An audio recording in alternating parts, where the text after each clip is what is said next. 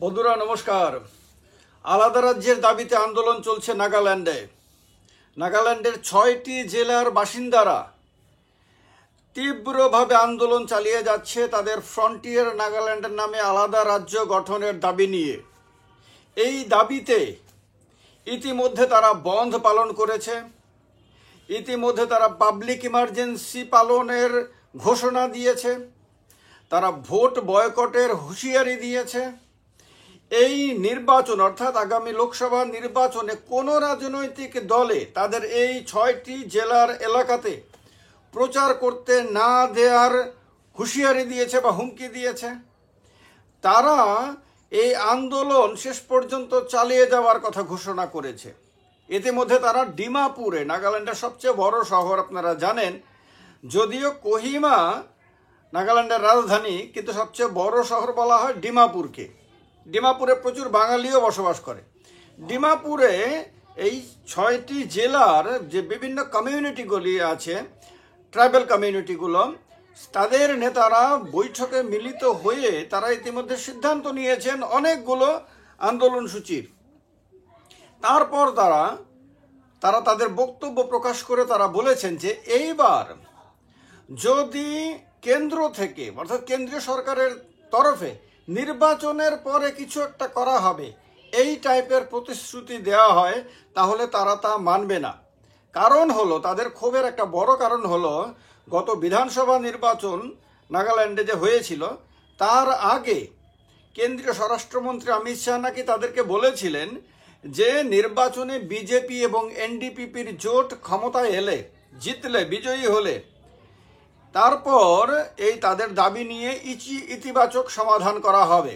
অর্থাৎ প্রকারান্তরে বুঝিয়ে দেওয়া হয়েছে তাদের দাবি মেনে নেওয়া হবে।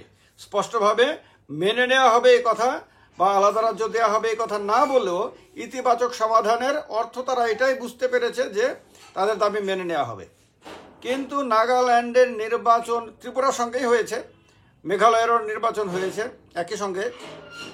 এই নির্বাচনের পর এনডিপিপি এবং বিজেপির জোট ক্ষমতায় এসেছে। ক্ষমতায় আসার পরে প্রায় ১ বছর হয়ে গেছে, এখনো পর্যন্ত তাদের অভিযোগ অনুযায়ী কেন্দ্র সরকারের তরফে একটি শব্দ পর্যন্ত উচ্চারণ করা হয়নি। তার ফলে তারা প্রচণ্ড ক্ষুব্ধ হয়ে তারা আন্দোলনে নেমে গেছে এবং এই লোকসভা নির্বাচনের আগের সময়টাকেই তারা বেশি ভালো করে তারা বেছে নিয়েছে। তারা মনে করছে এই সময়ে সবগুলো রাজনৈতিক দল আসবে, এনডিপিপি এবং বিজেপির জোটের নেতারাও তাদের কাছে আসতে বাধ্য হবে ভোটের জন্য। এই সময়ে চাপ প্রয়োগ করে তাদের দাবি তারা মানিয়ে নেওয়ার সিদ্ধান্ত নিয়েছে। এই নাগাল্যান্ডের এই যে ৬টি জেলা, প্রথমত এটা জানা দরকার আপনাদের যে ৬টি জেলা মায়ানমার সংলগ্ন। মায়ানমার আলাদা রাষ্ট্র, তার সীমান্ত সংলগ্ন জেলাগুলো। তারা যে রাজ্যের দাবি করছে সেই রাজ্যে তারা একটা সম্ভাব্য নাম দিয়েছে ফ্রন্টিয়ার নাগাল্যান্ড। তারা যদি আলাদা রাজ্য পায় তাহলে এর নাম হবে ফ্রন্টিয়ার নাগাল্যান্ড। তারা বলছে যে ৬টি জেলা কিফিরে, জেলার নামগুলো বলছি, কিফিরে, লংলেং, মন, নোকলাক, সামাতোর এবং তুয়েংসাং। এই যে ৬টি জেলা, এই ৬টি জেলা নাগাল্যান্ড প্রতিষ্ঠার আগে থেকেই এবং প্রতিষ্ঠার পরেও প্রচণ্ডভাবে অবহেলিত। এখানকার মানুষের উন্নয়নের জন্য তেমন কিছুই করেনি নাগাল্যান্ড সরকার। ফলে তারা অনেক পিছিয়ে গেছে অন্যান্য জায়গাগুলোর তুলনায়। তাদের কাছে আর কোনো রাস্তা নাই। এখন তাদের ডেভেলপমেন্টের জন্য আলাদা রাজ্য গঠন করা ছাড়া তাদের কাছে বিকল্প কোনো পথ নেই। সুতরাং তারা এই ৬টি জেলাকে নিয়ে আলাদা ফ্রন্টিয়ার নাগাল্যান্ড রাজ্য গঠন করতে চায়। ২০১০ সাল থেকেই তারা এই আন্দোলন করে আসছে। আজকে ২০২৪, তার ১৪ বছর পুরনো এই আন্দোলন। এই আন্দোলনে মূলত যে কমিউনিটিগুলো, ট্রাইবাল কমিউনিটিগুলো এই আন্দোলনে সামিল হয়েছে তারা হলো চাং, খিয়ামনুংয়ান, কোনিয়াক, ফোম, সাংতাম, তিখির এবং ইমখিয়াং।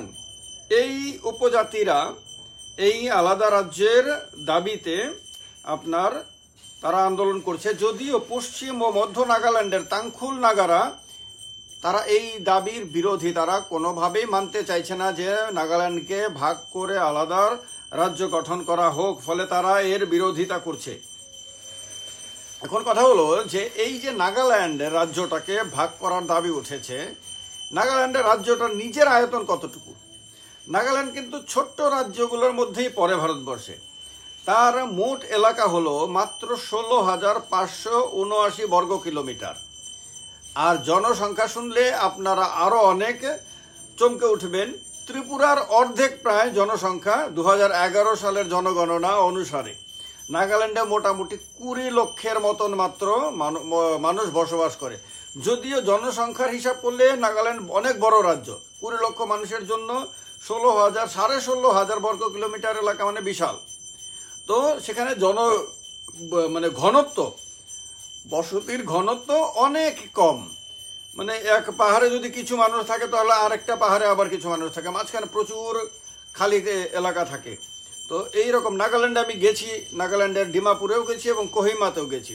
কোহিমাতে একটি আপনার আন্তর্জাতিক সেমিনারে, রাষ্ট্রসংঘের সহযোগিতায় একটি আন্তর্জাতিক সেমিনারে যোগ দিতে তখন আমি সাংবাদিকতা ছিলাম, একজন সাংবাদিক হিসেবে আমি সেখানে গেছি।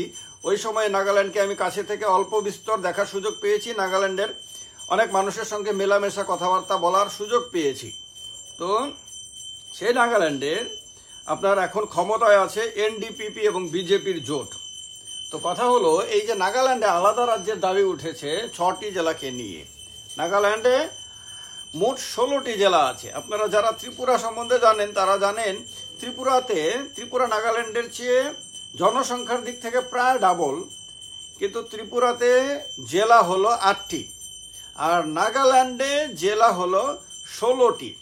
এই 16টি জেলার মধ্যে 6টি জেলাকে আলাদা করে একটা আলাদা রাজ্য গঠন করার দাবি, এবং এই দাবি যত দিন যাচ্ছে তত জোরদার হচ্ছে, তারা আরো বেশি করে ঐক্যবদ্ধ হচ্ছে এবং তারা পাবলিক ইমার্জেন্সি ঘোষণা করেছে। আমরা এতদিন ধরে ইমার্জেন্সি শুনতাম যে ভারত সরকার ইমার্জেন্সি জারি করতে পারে, যেটা 1975 সালে ইন্দিরা গান্ধী যখন প্রধানমন্ত্রী ছিলেন তখন তিনি জরুরি অবস্থা জারি করেছিলেন।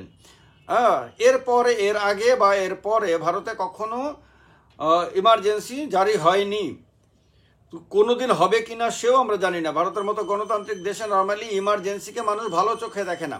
তো নাগাল্যান্ডে এই আলাদা রাজ্যের দাবিদার সংগঠনগুলো তাদের একটা ঐক্যমঞ্চ, তারা যৌথ মঞ্চ বানিয়েছে, সেটা তারা নাম দিয়েছে ইস্টার্ন নাগাল্যান্ড পিপলস অর্গানাইজেশন। এই ইস্টার্ন নাগাল্যান্ড পিপলস অর্গানাইজেশন বা সংক্ষেপে ইএনপিও, তারা সেখানে পাবলিক ইমার্জেন্সির ঘোষণা দিয়েছে। পাবলিক ইমার্জেন্সির সঙ্গে তারা বলে দিয়েছে কেউ যদি এটা না মানে তাহলে সেটা তার নিজের রিস্কে তাকে সে অমান্য করতে পারে, মানে মানতে হবে, তারা বুঝিয়ে দিয়েছে। তো নাগাল্যান্ডের এমনিতে সংস্কৃতি খুব উন্নত, পুরনো। আমরা জানি যে নাগাল্যান্ড 1963 সালের 1 ডিসেম্বর নাগাল্যান্ড রাজ্যের প্রতিষ্ঠা হয়েছিল। এর আগে নাগাল্যান্ডের এই এলাকাটা আসামের অংশ ছিল। আসাম থেকে আপনার আলাদা করে যে রাজ্যগুলো হয়েছে আমরা জানি, নাগাল্যান্ড একটা রাজ্য আলাদা হয়েছে আসাম থেকে, তারপর অরুণাচল প্রদেশ আসাম থেকে আলাদা হয়েছে, মেঘালয় আসাম থেকে আলাদা হয়ে রাজ্য হয়েছে, মিজোরাম আসাম থেকে আলাদা হয়ে রাজ্য হয়েছে। শুধু উত্তর পূর্ব ভারতে সিকিম, মণিপুর এবং ত্রিপুরা আসামের অন্তর্ভুক্ত ছিল না। এগুলো স্বাধীনতার আগেও তাদের আলাদা অস্তিত্ব ছিল। মণিপুর তো অনেক প্রাচীন রাজ্য, আর ত্রিপুরার তো ইতিহাস 5000 পুরনো। আপনারা অনেকেই জানেন, মহাভারতের যুগ থেকে ত্রিপুরার ইতিহাসের কথা বলা হয়। তো এই অবস্থাতে এখন দেখার বিষয় যে এই লোকসভা নির্বাচনের আগে নাগাল্যান্ডে এই পৃথক রাজ্য ফ্রন্টিয়ার নাগাল্যান্ডের দাবি কতটা জোর পায় এবং কেন্দ্র সরকার তাদের এই দাবির সামনে মানে কতটুকু ঝুঁকে যায় সেটা দেখার বিষয়। আপনারা আপনাদের কমেন্ট অবশ্যই কমেন্ট বক্সে লিখে জানাবেন, কারণ এর আগে আমরা নিজেরাও ভিডিও করেছি। এখানে বরাক ভ্যালিকে আলাদা রাজ্য গঠনের দাবি রয়েছে, সে দাবিতে আন্দোলন এখনো শেষ হয়নি, আন্দোলন আছে। তারপর উত্তরবঙ্গ আলাদা রাজ্য গঠনের দাবি রয়েছে, তারপর গোর্খাল্যান্ড আলাদা রাজ্য গঠনের দাবি রয়েছে পশ্চিমবঙ্গে এগুলো। তারপরে আপনার কামতাপুর আলাদা রাজ্য গঠনের দাবি রয়েছে, কোচবিহার আলাদা রাজ্য গঠনের দাবি রয়েছে, ত্রিপুরাতে গ্রেটার ত্রিপুরা ল্যান্ড গঠনের দাবি, যদিও দাবিদাররা এখন সরকারের মধ্যে মিশে গেছে, ফলে এই দাবি এখন দুর্বল হয়ে গেছে। তো এই যে আলাদা আলাদা রাজ্য গঠনের দাবি, এগুলো পশ্চিমবঙ্গ, অসম, ত্রিপুরা এর মধ্যে এই দাবিগুলো রয়েছে। এখন নাগাল্যান্ডের এই দাবি মানে সামনে আসার পরে আবার এই রাজ্যগুলোতেও দাবি আবার মাথাচাড়া দেয় কিনা সেটা দেখার বিষয় রয়েছে।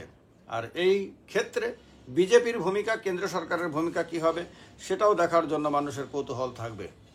কমেন্ট বক্সে অবশ্যই কমেন্ট করে আপনারা জানাবেন, এ ব্যাপারে আপনাদের মতামত দেবেন। ভালো থাকবেন, নমস্কার।